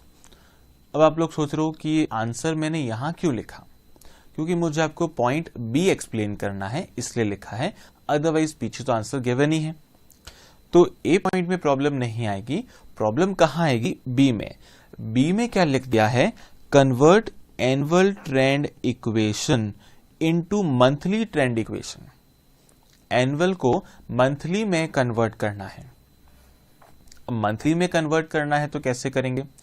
तो हमारी जो इक्वेशन होती है y equal to a plus B X, इसमें a जब कैलकुलेट होता है वो कैसे होता है? Sigma y upon n and b होता है sigma X Y upon X square. तो जब हम इसको मंथली में कन्वर्ट करेंगे तो यहां जो a वाली वैल्यू है इसको किससे डिवाइड करेंगे? Number of months, that is 12 से डिवाइड करना है, और यहां पे 12 के स्क्वायर से डिवाइड करना है। बस ये पार्ट इंपॉर्टेंट था। एनुअल से मंथली में कन्वर्ट करना है तो कितने मंथ्स होते हैं? 12, तो यहां डिवाइडेड बाय 12 और वहां 12 का स्क्वायर। अगर क्वार्टरली में कन्वर्ट करना है तो कितने क्वार्टर्स होते हैं? 4। तो एक ए में डिवाइड करेंगे 4 का और बी में 4 स्क्वायर। फिर हाफ ईयर में कन्वर्ट करना है तो कितने हाफ ईयर होते हैं? 2। तो ए के नीचे आ जाएगा 2 एंड बी को डिवाइड करेंगे 2 के स्क्वायर से, दैट इज 4 से। क्लियर? तो ये स्टेप आपको एक ध्यान में रखना है। सो अब डिस्कस करते हैं हम मल्टीपल चॉइस क्वेश्चन जो थ्योरेटिकल नेचर के हैं। अब इसके अंदर अगर आप मॉड्यूल में आंसर्स देखेंगे तो बहुत ज़्यादा मिस्टेक्स आपको मिलेगी, तो इसलिए हम एक बार इसे पूरा डिस्कस कर लेते हैं। Question first, an orderly set of data arranged in accordance with their time occurrence is known as time series. First question बड़ा बेसिक था। Time series consist of short term variation, long term variation या फिर irregular variation. तो time series में हर तरह के variations हो सकते हैं, तो option is D, all of these. The graph of time series is known as histogram. Secular trend can be measured by, कितने मेथड से हम इसे मेजर कर सकते हैं? तो there are 4 methods. Secular trend is measured by the method of semi average when, ऐसा कब किया जाता है? when trend is linear, जब ट्रेंड कैसा हो? linear. increase in number of patients in the hospital due to heat stroke, गर्मी की वजह से, that is seasonal variation. the systematic component of time series which follow regular pattern of variation, एक regular pattern follow हो रहा है, then it is known as, तो फिर उसे कहा जाता है signal. The unsystematic sequence which follows irregular pattern is known as noise. In time series seasonal variation can occur within a period of, seasonal variation एक साल के अंदर ही होंगे। एक साल में जो अलग अलग सीजन्स आती है, चाहे हम उसे क्वार्टर कह दें, मंथ्स कह दें या फिर समर विंटर रेनी सीजन कह दें या और किसी तरह से, तो ये एक साल के अंदर। Wheat crops badly damage on account of rain, this is random और irregular movement, option B. The method of moving average is used to find, moving average जो है ये हम कहां पे काम में लेते? Option number A, that is secular trend. Most frequency use model, ये होगा frequently. Most frequently use mathematical model कौन सा है? मल्टीप्लिकेटिव मॉडल, इसका यूज ज्यादा होता है। अ time series consist of how many models? 2 models, additive and multiplicative. Option number C. In semi-averages method, we decide the data into, अब ये divide होना चाहिए, we divide the data into 2 equal parts, 2 बराबर भागों में इसे बांटते हैं। Moving average method is used for measurement of trend when, कब यूज लेना है? when trend is linear. 16. when the trend is exponential type, the moving average are to be computed by using, तो जब exponential type होगा तो उस case में हमें क्या यूज करना चाहिए? तो उसमें यूज करते हैं geometric mean. The long term trend of time series graph appears to be, तो जो लॉन्ग टर्म ट्रेंड ग्राफ होगा वो कैसा होगा? स्ट्रेट लाइन, अपवर्ड या downward? It is normally upward. Indicate which of the following is an example of seasonal variation, season का effect. Death rate decrease due to advancement of science, क्या ये seasonal है? No, it is secular. Sale of air conditioner increases during summer, यह बिल्कुल seasonal है, option number B. Recovery in business, ये हुआ cyclical, and sudden causes by war is irregular. 19. Most commonly use mathematical method for measuring the trend, सबसे common method या सबसे ज्यादा use लिया जाने वाला मेथड है least square. A trend is the better fitted trend for which sum of square of residual, जहां पर जो रेजिडुअल है उसका इफेक्ट कम होता है, minimum. Decomposition of time series, उसका मतलब होता है एनालिसिस ऑफ टाइम सीरीज, उसे एनालाइज करना. The fire in a factory is an example of irregular variation, ये कोई रेगुलर इंटरवल पे नहीं होती है. Increase demand of admission in the subject of computer in Uttar Pradesh, तो ये लॉन्ग टर्म ट्रेंड है कि जिस तरह से एजुकेशन स्प्रेड हो रही है तब जाके ये डिमांड इंक्रीज होगी. So this is a secular trend. Damages due to flood, drought, strike, fires, political disturbances, ये सब किसके एग्जाम्पल है? Irregular. The general pattern of increase or decrease in economics or social phenomena is shown by, ये किसे show होता है? It is secular trend. In moving average method we cannot find the trend value of sum, किसकी trend value नहीं निकलती है?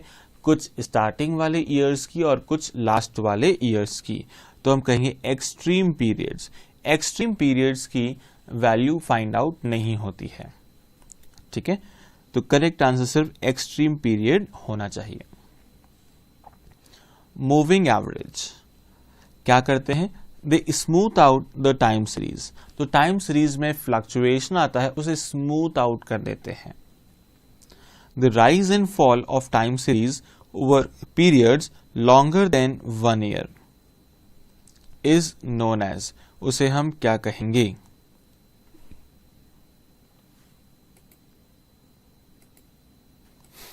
इसे कहा जाता है cyclical variation. 29. A time series has dash components, कितने होते हैं? 4 components. Multiplicative time series model is, जहां पे हम चारों फैक्टर्स को मल्टीप्लाई करते हैं. So y equal to TSCI. And additive में क्या करना है? इन चारों को add. Option number A. 32. A pattern that is repeated throughout a time series and has recurrence period of at most 1 year, जो बार बार रिकर होता है उसे कहेंगे seasonal variation. If an annual time series consisting of even number of years is coded, then each coded interval is equal to, तो जहां even number है middle में हम उसे मानते हैं क्या? हमारा कंपैरेटिव ईयर, जहां से डेविएशन लिया जाता है. सो वहां से डेविएशन हाफ ईयर का आ सकता है या फिर 1 year का. तो answer is C, both A and B. In semi averages method if number of values is odd, अगर ऑड वैल्यू है तो उस केस में वी ड्रॉप, तो किसको ड्रॉप करेंगे? मिडल ईयर को ड्रॉप कर देते हैं. स्टार्टिंग के ईयर्स एंड एंडिंग के ईयर्स को कंसिडर किया जाएगा and middle year will be dropped. The trend value in free hand curve method are obtain by, कैसे ऑब्टेन होता है? By using graph. Option number B. So यहां पर फिनिश होता है हमारा चैप्टर टाइम सीरीज.